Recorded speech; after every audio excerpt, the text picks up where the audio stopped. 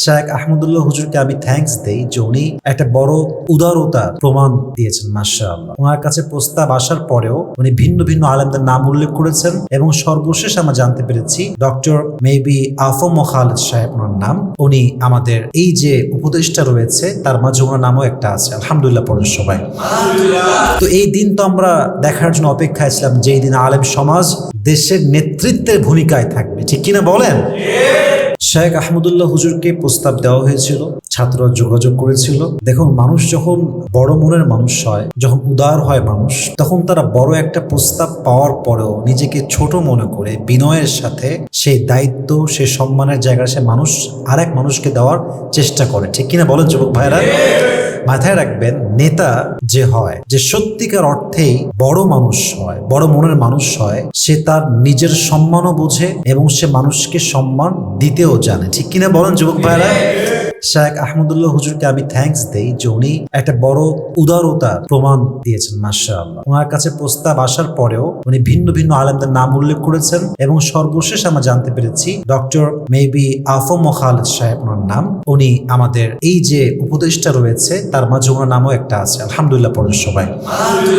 উনি একজন ভালো আলেম, বিজ্ঞ আলেম। উনি একজন এমন আলেম যে আলেম আহলে সুন্নাত ওয়াল জামাতের আকীদায় বিশ্বাসী এবং উনি বলেছেন, শেখ আহমদুল্লাহ বলেছেন যে উনি একজন প্রবীণ আলেম, বয়স্ক আলেম। প্রত্যেকটি জায়গায়, প্রত্যেকটি দলে, প্রত্যেকটি ইসলামিক দলে তার একটা গ্রহণযোগ্যতা আছে। তো এই দিন তো আমরা দেখার জন্য অপেক্ষায় ছিলাম যে এই দিন আলেম সমাজ দেশের নেতৃত্বের ভূমিকায় থাকবে, ঠিক কিনা বলেন?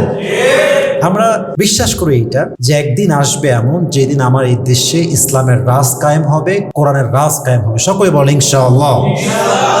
তো শেখ আহমদুল্লাহ হুজুরের ব্যাপারটা হচ্ছে এরকম, এই বেশি না, মাত্র মেবি 2 মাস আগে হবে, 1.5 মাস আগে হবে, আমি নাম উল্লেখ করছি না, খুব মারামারি হয়েছে ওনাকে নিয়ে, গালি গালাজ দিয়ে মামলা করব, ধরাই দিব, এত হানির মামলা, তত হানির মামলা, মানহানির মামলা করবে কেন? উনি নবীজিকে নাকি কটূক্তি করছেন, অনেক কথাবার্তা হয়েছে আর কি। তো সেগুলো দেশ তোলপাড় ছিল, মনে আছে সবাই আপনাদের? তো দেখেন প্রিয় ভাইরা, যদি আপনি দেশের মানুষের জন্য কাজ করেন, দেশের জন্য কাজ করেন, যদি আপনি সত্যিকার অর্থেই মানবিক হন, নট লাইক তথা কথিত মানবতার ফেরিওয়ালা, যদি আপনি সত্যিকার অর্থেই হন, দেশের মানুষ আপনাকে মূল্যায়ন করবে, এই জাতি আপনাকে মূল্যায়ন করবে, ঠিক কিনা বলেন যুবক ভাইরা? এটার প্রমাণ হচ্ছে শেখ আহমদুল্লাহ হুজুর। আমরা ওনাকে দোয়া করি, ওনার জন্য আমরা মন থেকে দোয়া দেই, আল্লাহ ওনাকে নেক হায়াত দান করুক, সকলেই পড়না আমিন। এবং দেখেন, আলেম সমাজ যদি অ্যাক্টিভ থাকে প্রত্যেকটি কাজে, দেশের কাজে, দশের কাজে, সমাজের কাজে, রাষ্ট্রের কাজে, জনগণের কাজে, যে কোনো ক্রাইসিসে যদি আমাদের ভূমিকা আমরা নিশ্চিত করতে পারি, এমন একটা সময় আসবে যখন মানুষ আলেমদেরকে প্রত্যেকটা জায়গায় তাদের নেতৃত্ব চাবে, ঠিক কিনা বলেন যুবক ভাইরা?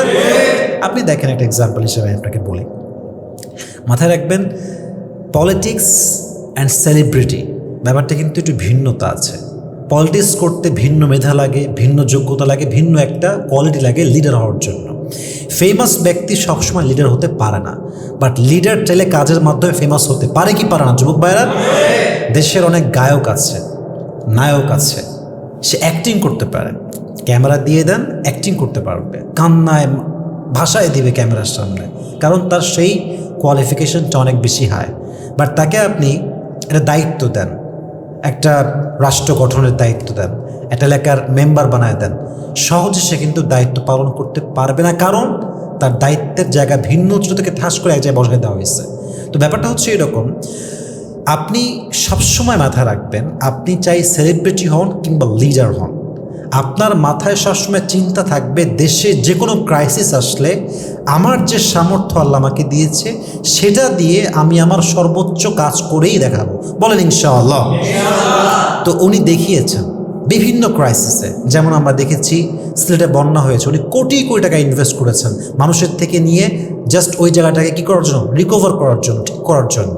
তো প্রত্যেক আলেম যদি অ্যাক্টিভ হয় মিডিয়াতে, সামাজিক কাজে, রাষ্ট্রীয় কাজে, আমার বিশ্বাস আগামী ভবিষ্যৎ উজ্জ্বল হবে, দেশ উজ্জ্বল হবে, দেশের মাটি সুন্দর হবে, মানুষ সুন্দর হবে, সমাজ সুন্দর হবে, রাষ্ট্র সুন্দর হবে, শিক্ষা সুন্দর হবে, এদেশের যুব সমাজ ঠিক হবে, ঠিক কিনা বলেন?